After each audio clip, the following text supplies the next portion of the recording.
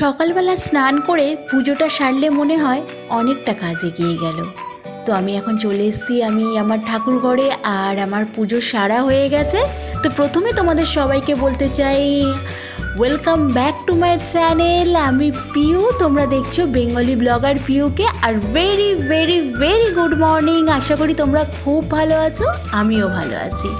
দেখতেই পাচ্ছ আমার পুজো এখন টোটালি কমপ্লিট হয়ে গেছে। এবার নিচে চলে আসলাম আর চলে এসেছি আমি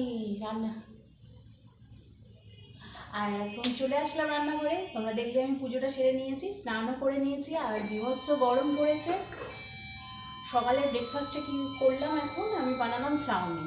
নিজে কড়া ধরেই দেখাচ্ছি, কিন্তু এইটা খাওয়ার সময়ও পাচ্ছি না, এত কাজ। আর সারাদিন মেয়েদের ভালো লাগুক না লাগুক, কিন্তু রান্নাঘরে থাকতেই হবে।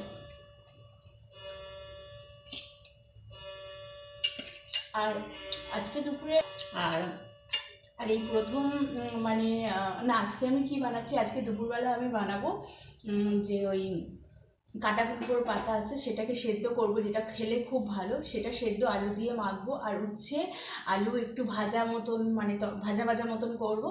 আর কাঁটাপোনা মাছ আছে সেটাকে ঝোল করব। আর একটু পালং শাক আছে, সেই তরকারিটা একটু বড়ি দিয়ে তরকারিটা বানাবো। পালং শাক ছিল, অনেকদিন ধরে ছিল। খিদেও পেয়েছে, আগে খাই।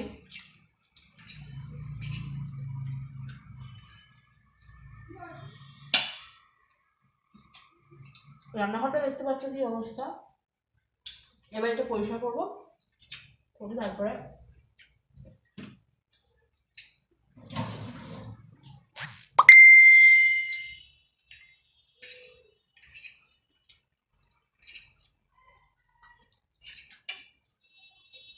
তাড়াতাড়ি খাচ্ছি, কারণ নেক্সট কাজের জন্য করতে হবে না।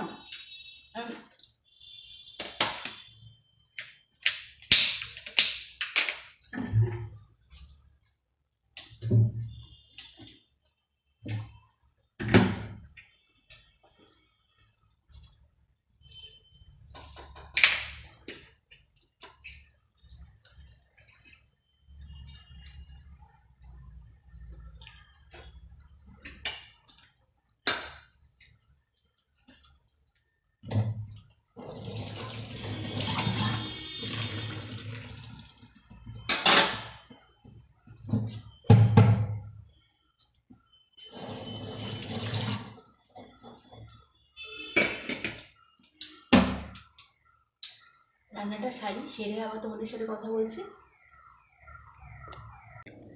রান্না সারার পর আমি ঘরে আসলাম, এসে দেখলাম আমার ড্রেসিং টেবিলটার অবস্থা একদমই খারাপ। তো বসে পড়লাম ড্রেসিং টেবিলটা পরিষ্কার করতে, কারণ আমার হাতে এখন যেহেতু সময় আছে, এখন বাজে 12:30, আমি খাবো সেই 1টার পরে। তো ভাবলাম আমি আমার ড্রেসিং টেবিলটা পরিষ্কার করি। তো প্রথমে আমি আমার এই জিনিসগুলো তুলে নিলাম, নিয়ে ভালো করে ক্লিন করে মুছে এগুলো আবার রেখে দিলাম।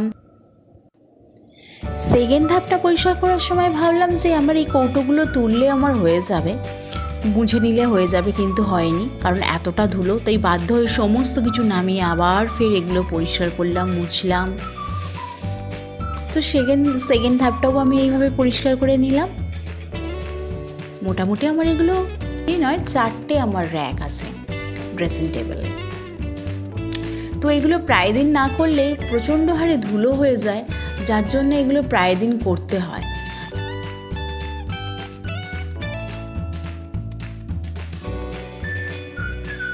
তখন একসাথে সব একেবারে পরিষ্কার করে দিই। আর ওপরের পোর্শনটা এখানে আমার টেডি বিয়ার থাকে, ছোট ছোট যে কটা বাইরে রাখা সেই টেডিগুলো আমি এখানে রেখে দিই। আর ওদেরও তো গরম লাগে, তাই সানগ্লাস পরিয়ে দিলাম কিন্তু।